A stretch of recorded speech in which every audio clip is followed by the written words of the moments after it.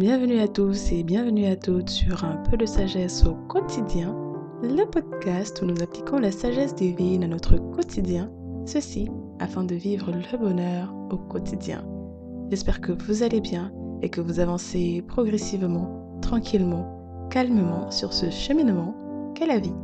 Alors aujourd'hui, on se retrouve avec un nouvel épisode de Book Club avec un livre intitulé Les langages de l'amour, les actes qui disent « Je t'aime » par Gary Chapman. Alors, les langages de l'amour, je pense qu'on a tous beaucoup entendu parler de ce livre. En tout cas, il est très populaire. Il a été très populaire et il est toujours d'actualité. Un livre très intéressant et rempli de sagesse, rempli de connaissances qui aide vraiment dans le cadre des relations. Mais commençons petit à petit. Allons-y pas à pas. Pour commencer, le résumé. Si nous voulons communiquer efficacement avec des personnes d'autres cultures, nous devons apprendre leur langue. Il en va de même dans le domaine de l'amour. Le langage de votre amour sentimental et celui de votre conjoint peuvent être aussi différents que le chinois l'est du français. Cet ouvrage se démarque d'autres livres sur le même sujet et le succès dont il profite est sans doute attribuable à son originalité. Gary Chapman identifie 5 moyens d'expression principaux par lesquels chaque individu peut manifester son amour: les paroles valorisantes, les moments de qualité, les cadeaux, les services rendus, le contact physique. Il se trouve rarement dans un couple 2 personnes exprimant leur affection via le même moyen, d'où le problème de communication à l'origine de nombreuses désillusions. Lire ce livre, c'est s'engager dans les sentiers captivants des langages naturels parlés au sein de sa relation amoureuse. Grâce aux nombreuses histoires vraies et aux idées exposées par ce conseiller conjugal de renom, le lecteur apprendra à parler une nouvelle langue propre à son couple, une langue qui bâtit et épanouit car elle sera enfin comprise par les 2 conjoints. Alors, commençons par mon avis personnel avant que je vous donne les leçons tirées de ce livre comme d'habitude avec des citations de l'auteur pour bien appuyer le propos. Pour commencer, voici le souci quand on a lu les résumés et les avis avant de lire le livre. Il faut dire que par rapport à ce livre, je le connaissais. J'avais lu tellement de résumés, tellement d'avis dessus que je pensais le connaître. Voilà. J'avais déjà entendu parler de ce livre comme bon nombre d'entre vous peut-être. J'avais tellement lu d'articles, regardé des vidéos que j'ai mis du temps. J'ai mis vraiment du temps à le lire. Je l'avais acheté et j'ai mis du temps à le lire parce que j'avais l'impression en fait de savoir ce dont l'auteur parlait. Et ce fut à tort. Je suis vraiment à tort. Parce que comme je vous l'expliquais dans l'épisode introductif de cette nouvelle catégorie, rien ne vaut de lire soi-même un livre qui nous intéresse. Si le sujet nous parle, nous intéresse, ça répond à une problématique, rien ne vaut de le lire. Car on tire autant des anecdotes que du sujet profond en lui-même. Et ça a été le cas avec ce livre-là. C'est-à-dire que c'est un livre que je considère vraiment aujourd'hui que chacun devrait le lire. Si vous voulez de meilleures relations avec les autres, que ce soit vos conjoints, vos enfants, vos parents, vos amis. Car en fait, le principe va fonctionner dans chacun des types de relations. Bien évidemment, il faudra adapter. L'auteur a même écrit un livre spécialement sur le langage d'amour, de l'amour des enfants et que je mettrai en lien, bien évidemment, si vous avez des enfants et tout. Parce que des fois, on aime nos enfants de la même manière et après, il y a des enfants qui grandissent en disant « Mon père ne m'a jamais aimé ». Parce que les parents ont aimé d'une certaine façon tous leurs enfants alors que ça répondait bien à un mais pas à l'autre. C'était pas ça son langage. Donc si vous avez des enfants, n'hésitez pas à apprendre le langage d'amour, de l'amour des enfants. Dans ce livre-ci, les exemples et les anecdotes sont très instructives et ils vont permettre de mémoriser encore plus facilement la leçon que l'auteur va nous donner. J'ai beaucoup apprécié les exemples avec les couples qu'il a suivis, qui illustraient parfaitement son propos. On voit leur problème de départ, l'exercice qu'ils mettent en place et on voit le résultat. Et j'ai pu moi-même observer la tangibilité des langages de l'amour avec ma mère. Parce que nous avions un problème. À titre de témoignage personnel, on avait un problème. Moi, je démontrais mon amour à ma mère d'une manière et elle ne le percevait pas ainsi. C'est-à-dire que je me rappelle quand j'étais plus jeune et tout, encore à la fac, j'économisais parce que moi j'aime beaucoup offrir les cadeaux. Voilà, j'aime beaucoup offrir les cadeaux aux gens. C'est une manière dont je témoigne de l'amour de différentes manières. Et donc avec ma mère, c'était spécifiquement parce que comme on est ensemble à la maison et tout, c'était le cadeau d'épargner, de travailler ardemment, de chercher avec minutie quel est le meilleur cadeau lui offrir. Et elle était contente, mais sans plus. Et quand on avait parfois certains problèmes, elle me disait « Mais tu m'aimes pas ?» Je dis « Mais comment ça je t'aime pas? J'ai mis toutes mes économies dans ce cadeau pour t'offrir, je mets du temps, comment ça je t'aime pas ?» Et en fait, c'est plus tard, quand j'ai découvert ce livre, que j'ai compris que ma mère avait un langage de l'amour que je ne lui communiquais pas. C'était pas spécifiquement les cadeaux, bien qu'elle les aime, mais c'était pas ça son principal. Parce que l'auteur nous explique qu'on peut avoir plusieurs, mais il y a toujours un principal, peut-être un top 2, et les autres sont un peu subsidiaires. Mais on a un principal langage. Et donc, j'ai pu le voir effectivement que, ah oui, non, c'était pas les cadeaux, son langage à elle. C'était pas comme ça qu'elle comprenait l'amour. C'est pour ça qu'après, elle disait, mais mes enfants ne m'aiment pas. Je dis, mais comment ça tes enfants ne t'aiment pas? Donc voilà, donc c'est tellement intéressant par rapport à nos relations avec tous les autres. Parce que des fois, on peut avoir des problèmes avec nos amis, on se sépare et tout, parce que l'autre a l'impression qu'on ne lui témoigne pas autant d'amour qu'il nous témoigne, mais tout simplement parce qu'on n'a pas les mêmes langages. Et si on commence à observer nos relations, on va voir que dans nos amitiés, on perçoit différemment l'amour. Et donc, ce livre m'a été très instructif dans ce cadre-là. Et j'en ai tellement parlé autour de moi. Vous devez le lire, vous devez le lire. Et je vous le dis aussi à vous, vous devez le lire. Et non seulement il est intéressant pour améliorer ses relations avec les autres, et les aimer comme ils comprennent, mais ce livre est également intéressant pour nous. Parce que tout au long du livre, on va s'étudier également afin de comprendre quel est notre langage de l'amour. Et l'auteur va nous apprendre à nous comprendre nous aussi, à nous connaître et à comprendre pourquoi nous réagissons comme nous le faisons et peut-être aussi la cause de nos échecs précédents dans nos relations précédentes. Peut-être que les précédentes relations que vous avez eues, où vous vous êtes dit que l'amour a disparu, c'était tout simplement parce que l'autre ne parlait pas votre langage. Déjà, vous ne le connaissez pas vous-même, mais il ne vous témoignait pas l'amour de la manière dont vous vous attendez, dont vous le désirez, dont vous le compreniez.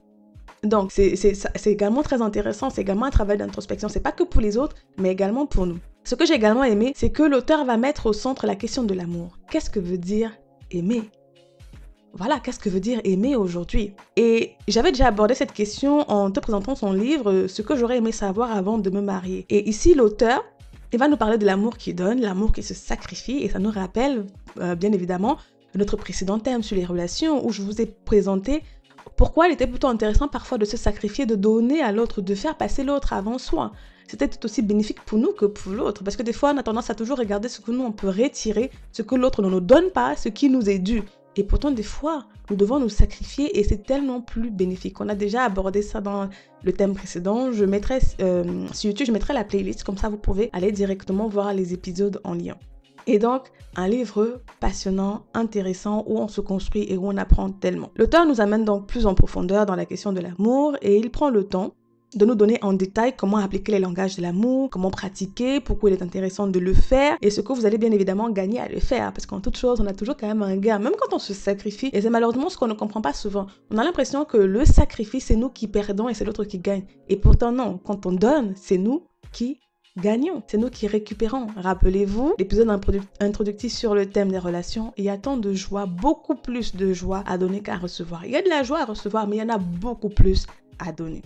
Donc, commençons au niveau du livre, il va se diviser en plusieurs parties. Dans la première partie, l'auteur va nous parler du besoin de l'amour. Il nous dit que quelque chose en nous crie notre besoin d'être aimé de quelqu'un. La solitude peut causer de terribles ravages dans l'âme humaine. C'est pourquoi la détention en réclusion stricte peut être considérée comme la pire des sanctions. Au cœur de tout être humain se trouve le désir d'aimer intimement et d'être aimé. Et je l'avais vu dans un documentaire sur la torture qu'avait fait Arte, je vous le mettrai en lien, qui était très intéressant parce qu'ils abordaient quelle était la pire torture. Moi, je ne savais pas, mais la pire torture, c'était l'isolement. C'était pas d'être électrocuté, c'était pas d'être frappé, c'était l'isolement. Et ça, je ne le savais pas. Et c'est ce que l'auteur ici va nous le confirmer. Donc, je mettrai en lien ce documentaire que j'avais trouvé très passionnant. Assez effrayant, mais très intéressant pour comprendre toujours la psychologie humaine et comment la manipulation de masse se met en place d'une certaine manière, comment on nous a fait tolérer la torture aujourd'hui. Mais bon, c'est pas le sujet du jour. Donc, dans la deuxième partie, il va nous parler des langages de l'amour et dans la troisième partie, l'amour en action. Donc, commençons avec les leçons que j'ai pu tirer. Donc, j'ai résumé en 5 grandes leçons, bien évidemment que je vais toujours appuyer avec des citations de l'auteur. Donc, commençons. Première leçon. Comprenons bien qu'il y a une différence entre le coup de foudre et l'amour. C'est pourquoi nous avons autant de divorces, de séparations aujourd'hui. Une fois que le sentiment procuré par le coup de foudre a disparu, nous croyons à tort que c'est l'amour qui a disparu. Il faut que nous acceptions ça. Et c'est ce que l'auteur va prendre le temps de nous expliquer, qu'il y a une différence flagrante, capitale, à comprendre entre le coup de foudre et l'amour. Or, nous nous sommes souvent focalisés sur le coup de foudre. Même quand nous pensons à nous mettre en relation, nous pensons automatiquement au coup de foudre. Parce que c'est ce que Hollywood, c'est ce que la télé nous a vendu, donc c'est ce que les livres de romance nous ont vendu. C'est ce avec quoi nous avons grandi. Donc, dans notre imaginaire, l'amour, c'est le coup de foudre. C'est être attiré, c'est les palpitations, c'est l'excitation, les mains moites, voilà, les pupilles qui se dilatent. Toutes ces choses-là, le fait de penser non-stop à l'autre. Et donc, c'est ce que nous avons assimilé à l'amour. Or, c'est deux choses différentes. Voici ce que il a pris une citation d'un psychologue, d'un scientifique, qui a fait je ne sais pas, un sociologue, je ne sais plus. Bref, il a pris la citation, il a pris les études de quelqu'un d'autre et il les a mis. Voilà ce qu'il écrit. Le docteur Peck, dont il a pris la citation, estime que le coup de foudre ne peut être rattaché à l'amour pour 3 raisons. Donc voilà 3 raisons pour lesquelles le coup de foudre est différent de l'amour. Le coup de foudre ne procède pas d'une décision volontaire ni d'un choix conscient. Ce n'est pas de l'amour parce que l'amour nécessite un effort et le coup de foudre ne nécessite aucun effort. Celui qui est amoureux n'est pas vraiment soucieux du développement personnel de l'autre, de la croissance de l'autre ni de la sienne propre. Ce sentiment nous donne simplement l'impression que nous sommes arrivés au but et que nous n'avons pas besoin de progresser encore. Il nous dit en fait que le coup de foudre ne servirait donc à augmenter la probabilité de relations sexuelles pour favoriser la survie des espèces. Donc le coup de foudre ne sert en fait qu'à s'accoupler afin que l'espèce ne disparaisse pas. C'est la seule chose à quoi sert le coup de foudre. Il nous dit que l'amour, en fait, fait intervenir l'effort et la discipline. C'est la décision de consacrer notre énergie au profit de l'autre, sachant que si sa vie est enrichie par nos efforts, la nôtre le sera également en retour, car nous éprouverons la satisfaction d'aimer correctement notre conjoint. En fait, le véritable amour ne peut se mettre en place tant que l'amour obsessionnel n'a pas disparu. Donc c'est assez étrange, hein. Il nous dit que tant que le coup de foudre n'a pas disparu, on n'est pas encore vraiment amoureux. On n'aime pas encore vraiment la personne. Assez intéressant, hein. C'est une manière différente de voir les choses. Parce que nous, on est souvent attachés justement aux palpitations. Et en fait, dès que les palpitations s'arrêtent, dès que cette excitation-là, dès que cette fraîcheur-là disparaît, et c'est en général à ce moment qu'on dit, bah non, je suis plus amoureux, séparons-nous, je ne t'aime plus. Alors que c'est à partir de ce moment-là, l'auteur nous dit, ce sociologue nous dit que c'est à partir de ce moment-là que l'amour commence. Le véritable amour commence. Donc, pour chacun d'entre nous, si vous êtes en relation, il faut persévérer.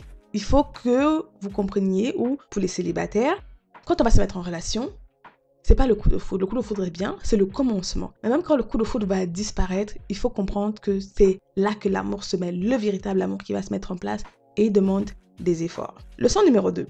Nous percevons donc l'amour de différentes manières et en fait c'est la base de ce livre. C'est pour cela que parfois, malgré nos efforts, malgré notre amour, l'autre ne perçoit pas et nous dit quand même « tu ne m'aimes pas, je ne me sens pas aimé ». Il est donc vital de connaître et d'apprendre comment l'autre perçoit l'amour. Et c'est où viennent donc les 5 langages que l'auteur va nous présenter dans ce livre. Il nous parle des paroles valorisantes, des moments de qualité, des cadeaux, des services rendus et du contact physique. Et dans chaque type de langage de l'amour, il va parler des sous-langages, il va donner des exemples, il a pris des exemples de couple et tout, comment analyser, donc vraiment prenez le livre. Les paroles valorisantes, on va prendre un à un. Une façon d'exprimer notre amour consiste à prononcer des paroles valorisantes. L'amour ne consiste pas à obtenir ce que nous souhaitons, mais à agir dans l'intérêt de celui ou de celle que nous aimons. Il est cependant notoire que lorsque nous recevons des compliments, nous sommes beaucoup plus disposés à rendre l'appareil. Et c'est ce que j'avais abordé dans l'épisode sur le pouvoir des compliments. Donc je vous le mettrai en lien si vous n'avez pas encore écouté. À quel point les compliments étaient puissants. Pourquoi il était intéressant de beaucoup plus encourager, de beaucoup plus le dire aux autres au lieu de tout le temps critiquer. Et dans les paroles valorisantes, l'auteur les divise en 4 types de paroles. Il y a les paroles d'encouragement. Adresser des compliments sincères à votre conjoint n'est qu'une façon de lui faire comprendre combien vous l'estimez. Encourager, c'est insuffler du courage.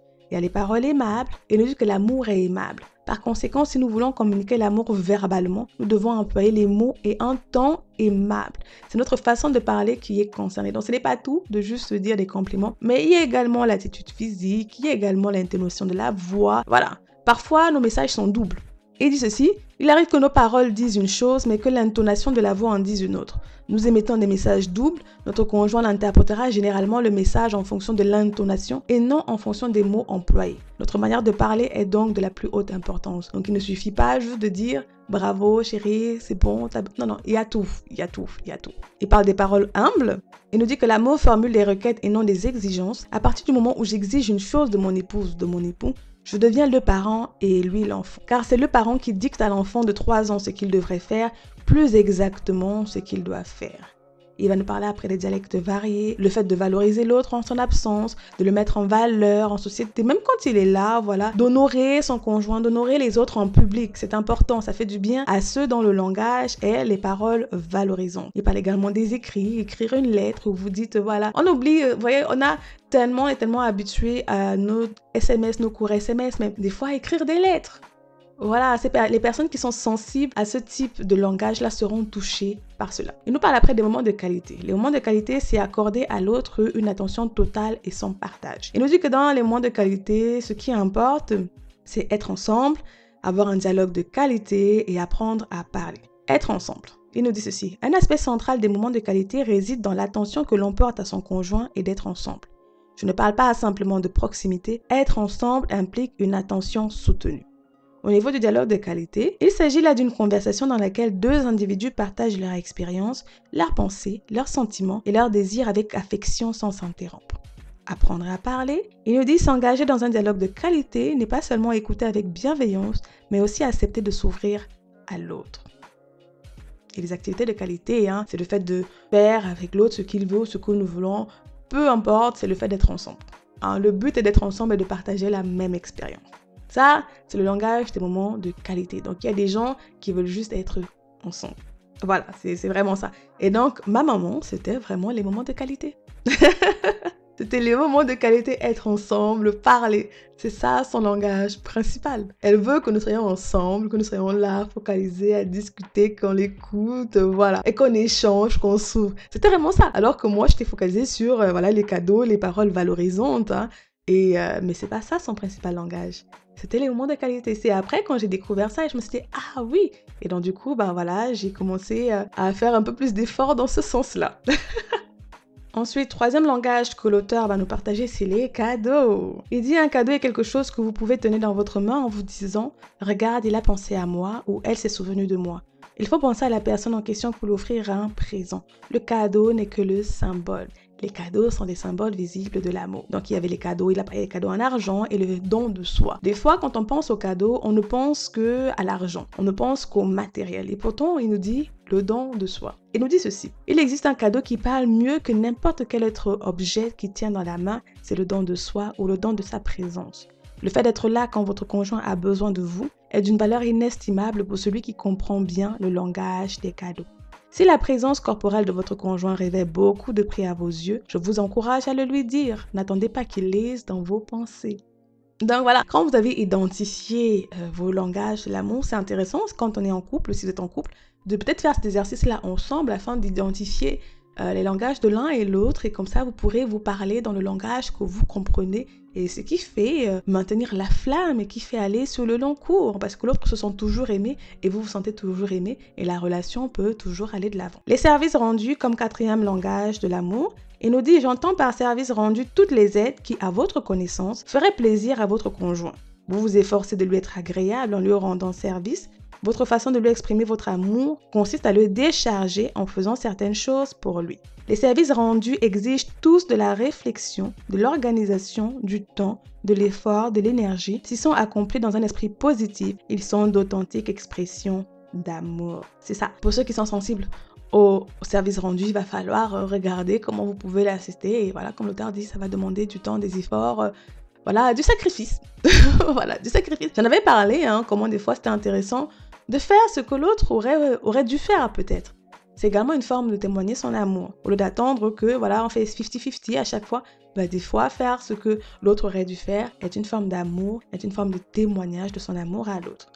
Donc, ensuite, il parle du contact physique. Bien sûr, dans chaque truc, il va en détail, avec des explications poussées, comme je dis, avec les témoignages des couples qu'il a suivis. Et c'est tellement intéressant. Ça permet vraiment de graver dans sa tête la leçon, vous voyez. Ça permet de vraiment plus comprendre. Au lieu que ce soit de la théorie, on perçoit.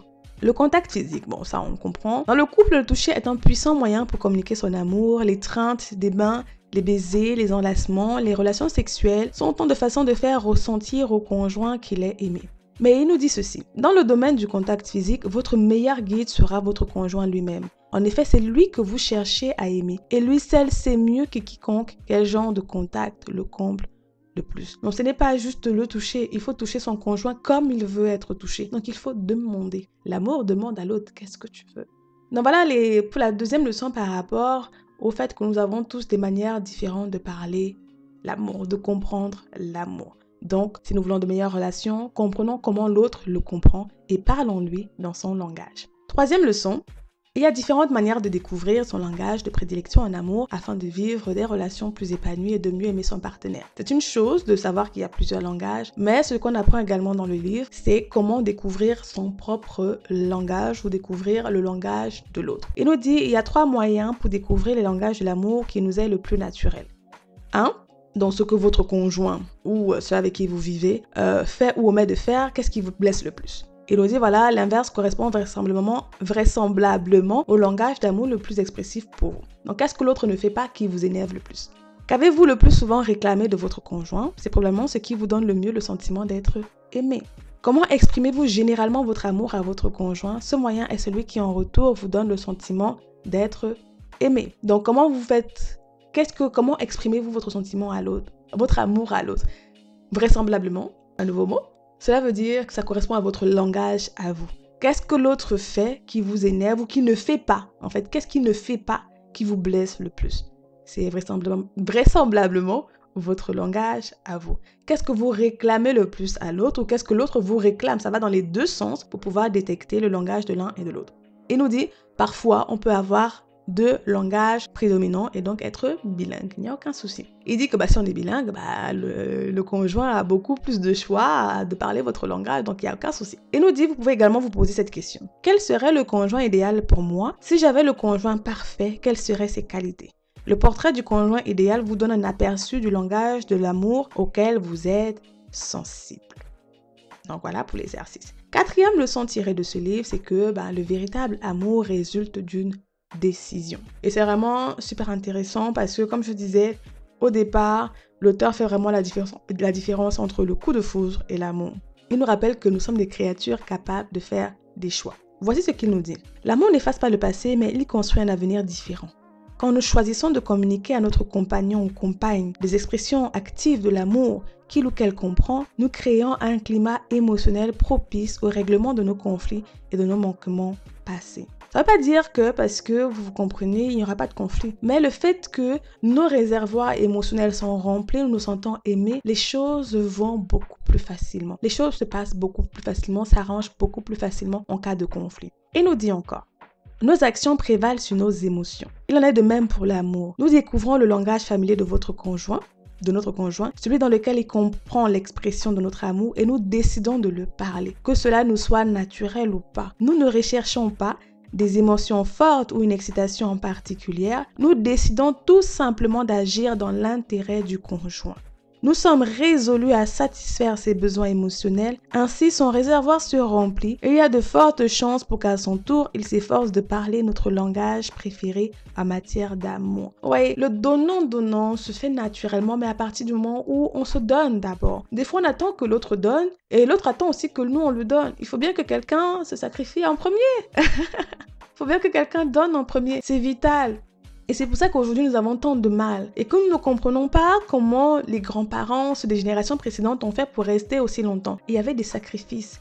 L'amour donne. L'amour prend en considération l'autre. Or, aujourd'hui, ce qu'on nous vend, c'est que l'amour prend. L'amour réclame. Si je n'ai pas, je me tire. Bien évidemment, il y a des bémols. On a parlé des relations toxiques, etc. Il y a pas mal de choses. Mais nous, aujourd'hui, notre génération, je dis par rapport aux conseils que moi aussi, je reçois, ce que je vois, ce que j'écoute, les commentaires que j'écoute, les posts que je lis, c'est que ce qu'on nous vend comme étant l'amour ne l'est pas vraiment. Parce que la base même de l'amour, c'est se donner à l'autre. C'est vouloir faire le bien à l'autre. Il faut qu'on le comprenne si nous voulons des relations beaucoup plus épanouies. L'amour cherche comment faire du bien à l'autre. Bien sûr, l'autre ne doit pas abuser de vous. Absolument pas de tout. L'amour n'accepte pas les abus. Et c'est ce que l'auteur va nous dire quelque part, beaucoup plus loin. Il nous dit, dans les services rendus, il nous dit « La manipulation par la culpabilité, si tu étais un bon mari, tu ferais ceci pour moi, n'est pas le langage de l'amour. La contrainte par la peur, fais-le, sinon tu le regretteras. Ne fais pas intervenir l'amour non plus. Personne ne devrait jamais être traité comme un paillasson. Nous devons décider par nous-mêmes de nous mettre au service d'autrui. » Mais il dit également à un autre endroit que en fait, l'amour ne tolère pas l'abus. L'amour dit, je m'aime trop et je t'aime trop pour te laisser me traiter de cette manière. Donc, il y a une différence. Et des fois, malheureusement, aujourd'hui, on associe immédiatement le sacrifice au fait à l'abus. On associe immédiatement sacrifice et abus, alors que c'est deux choses complètement différentes. Donc, comprenons bien que l'amour véritable résulte d'une décision. Voilà. Et dernière leçon, c'est l'amour fait une grande différence. Bien évidemment, il arrive qu'il y ait de grands conflits et l'auteur nous a parlé de beaucoup de couples dans le livre. Il nous fait des témoignages, il nous partage des histoires des couples qui étaient arrivés au bord de la séparation et il nous parle, parfois on est en couple avec des personnes qui sont très désagréables et tout. Et il nous dit que l'amour est la solution. Et il dit l'amour n'est pas la réponse à toutes les difficultés, mais il crée un climat de sécurité propice à la recherche de solutions aux problèmes qui nous assaillent. Dans la sécurité que garantit l'amour, les conjoints peuvent mettre au jour leurs divergences et en discuter sans se manquer de respect ou s'emporter. Les conflits peuvent se résoudre. Deux personnes très différentes peuvent apprendre à vivre harmonieusement ensemble. Elles s'attachent alors à découvrir le meilleur chez l'autre. Ce sont là des bienfaits de l'amour. L'amour-sentiment peut-il renaître dans un couple? Soyez certains que oui. La condition, apprendre à parler le langage d'amour compréhensible de votre conjoint et s'engager à le pratiquer. Des fois, quand on arrive au bord de la séparation, c'est parce que pendant longtemps, l'autre ne s'est pas senti aimé parce qu'on ne parlait pas les mêmes langages. Et l'auteur nous dit, l'amour est la solution à tout. Même quand on va regarder dans la foi chrétienne, avec Jésus, c'est l'amour qui se donne. L'amour est la solution à tout. Et malheureusement, l'amour a tendance aujourd'hui à être pris comme un outil de mollesse, de faiblesse. Et pourtant, l'amour est la plus grande force, est le plus grand signe de force.